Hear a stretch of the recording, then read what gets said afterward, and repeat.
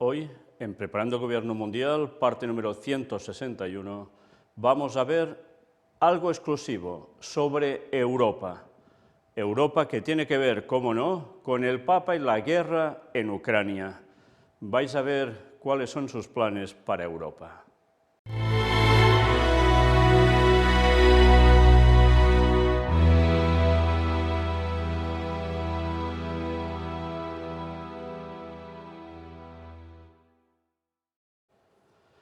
Pues vamos a empezar directamente con esta noticia del día 15 de marzo de este mes.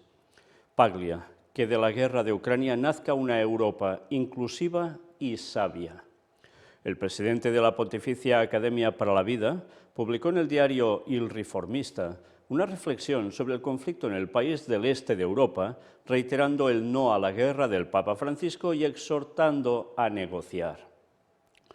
Es necesario imaginar y construir un futuro diferente para que este conflicto sea el último y sirva de ejemplo para la búsqueda e identificación de nuevas formas de convivencia entre los pueblos. Así lo afirma Monseñor Vincenzo Paglia, presidente de la Academia Pontificia para la Vida, en una reflexión sobre la guerra en Ucrania publicada por el diario italiano Il Riformista, en la que reitera el grito del Papa Francisco del pasado domingo en el Ángelus: «Paren la guerra en el nombre de Dios». El prelado vaticano afirma que es necesaria una clarividencia política eficaz y eficiente para que salgamos de esta prueba con un diseño europeo renovado, sabio y duradero.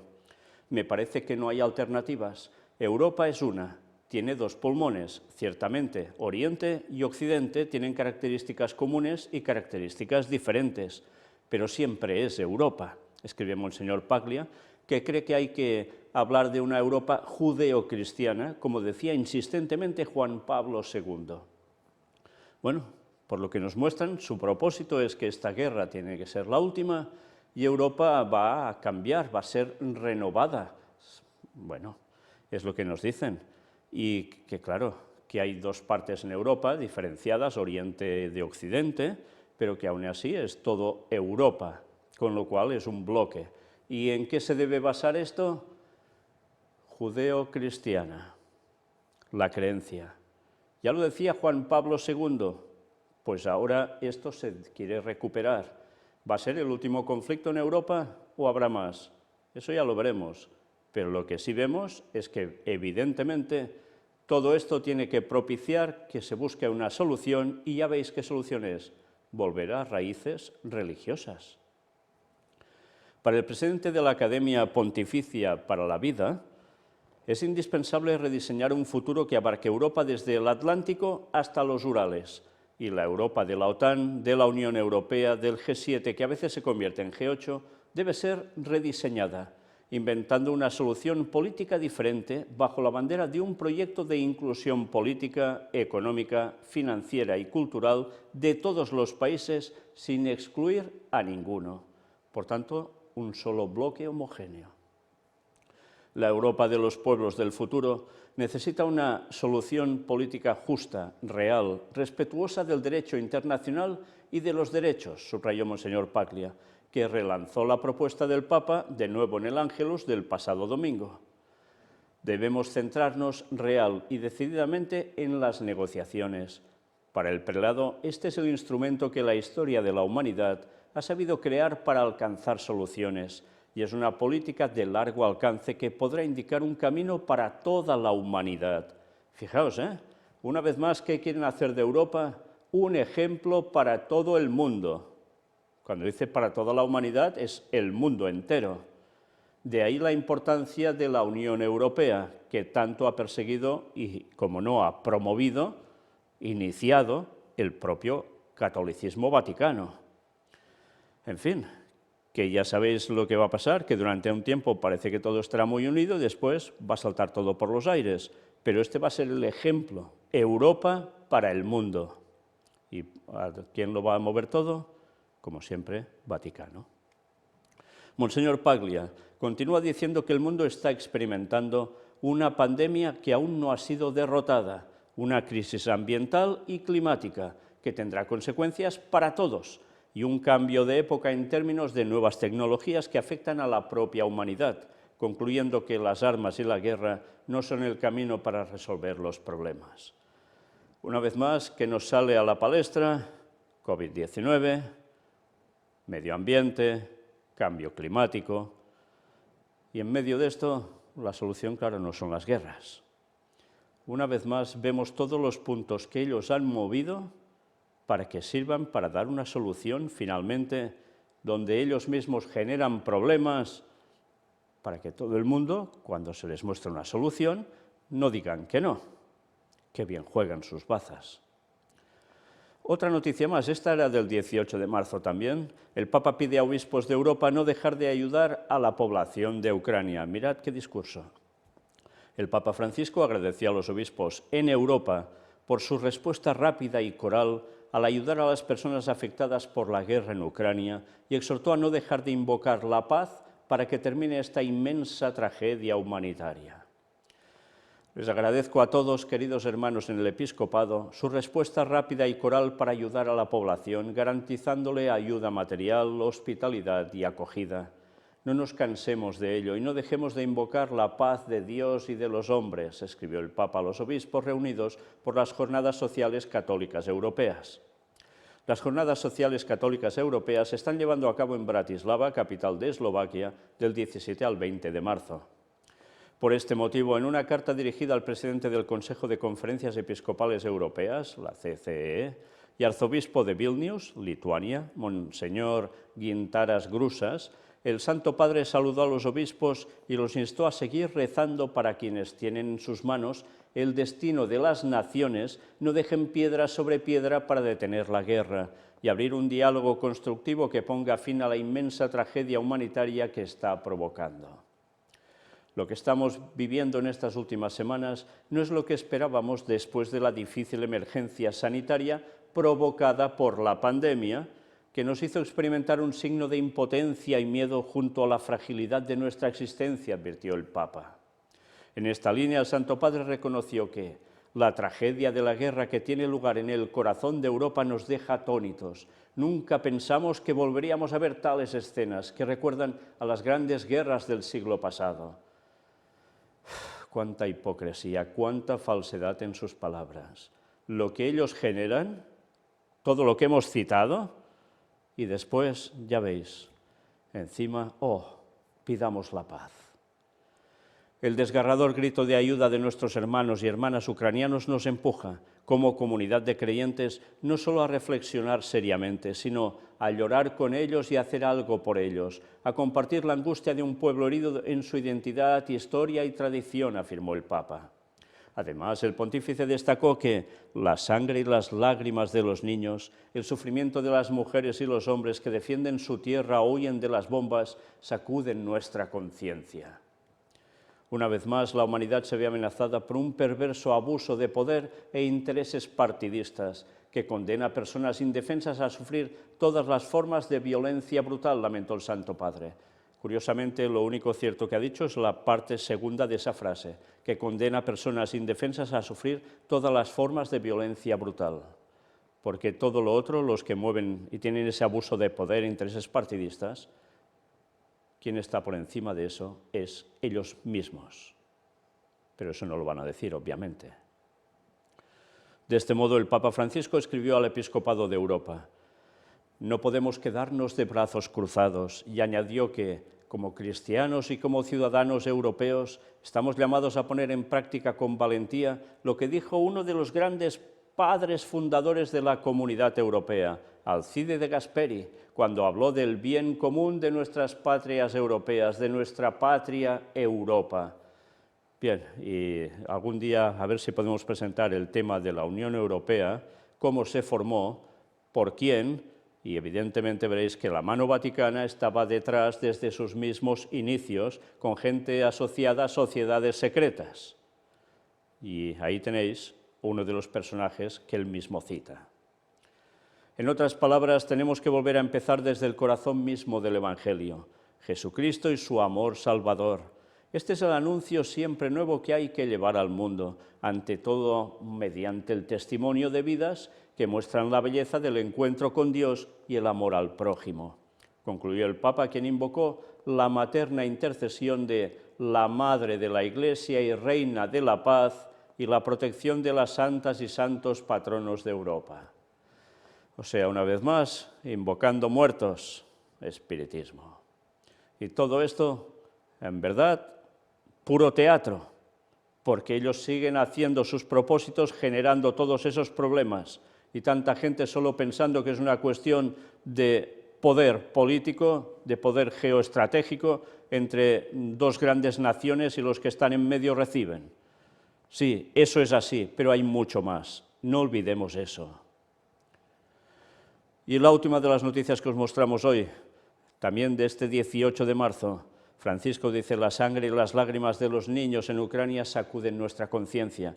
Veréis que tiene que ver con la anterior noticia que os he mostrado, pero da datos distintos, interesantes. En un mensaje dirigido a Monseñor Gintaras Grusas, arzobispo de Vilnius y presidente de la CCEE, con motivo de la apertura de las Jornadas Sociales Católicas Europeas, el Papa retoma el drama del conflicto en Ucrania, una inmensa tragedia humanitaria. La guerra es un fracaso de la política y de la humanidad. ¿Y será un triunfo suyo? Lo que estamos viviendo en estas últimas semanas no es lo que esperábamos después de la difícil emergencia sanitaria provocada por la pandemia, que nos hizo experimentar un signo de impotencia y miedo junto a la fragilidad de nuestra existencia. El mensaje del Papa Francisco a Monseñor Gintaras Grusas, con motivo de la tercera edición de las Jornadas Sociales Católicas Europeas, organizadas por la CCEE, junto con la COMECE. ¿Sabéis quiénes son la COMECE, no? Los obispos de Europa que quieren y no paran de hablar para implementar la ley dominical, ¿eh? Sí, los mismos. Y la Conferencia Episcopal Eslovaca en Bratislava, que se celebra del 17 al 20 de marzo, va directo al corazón de la guerra actual en Ucrania. La tragedia de la guerra que está teniendo lugar en el corazón de Europa, dice el pontífice, nos deja atónitos. Nunca habríamos pensado volver a ver tales escenas que recuerdan a los grandes conflictos bélicos del siglo pasado.